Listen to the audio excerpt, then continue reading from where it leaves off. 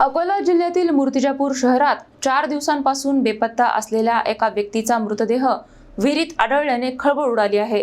Police आणि आपत्कालीन पथकाने मृतदेह बाहेर काढत घटनेचा तपास सुरू केला आहे। अकोला जिल्ह्यातील मूर्तिजापूर शहरात एक धक्कादायक घटना समोर आली आहे। 11 मार्च पासून घरातून बाहेर पडून बेपत्ता असलेले रमेश बैस यांचा मृतदेह 15 मार्च रोजी सायंकाळी सोनोरी रोडवरील एका शेतातील विहिरीत आढळून आला। मिळालेल्या माहितीनुसार रमेश बैस घरातून बाहेर पडल्यानंतर कुटुंबियांनी त्यांचा शोध सुरू केला होता, मात्र त्यांचा कोणताही ठाव ठिकाणा लागत नव्हता।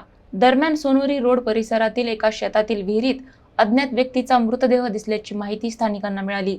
ही माहिती मिळताच मूर्तिजापूर शहर पोलीस, फॉरेन्सिक पथक तसेच जय गजानन आपत्कालीन पथक घटनास्थळी दाखल झाले। आपत्कालीन पथकाने विहिरीतून मृतदेह बाहेर काढल्यानंतर तो रमेश बैस यांचाच असल्याचे स्पष्ट झाले, मात्र त्यांच्या मृत्यूचे नेमके कारण अद्याप स्पष्ट झालेले नाही। हा अपघात, आत्महत्या की अन्य काही कारण आहे याबाबत पोलिसांकडून तपास सुरू आहे।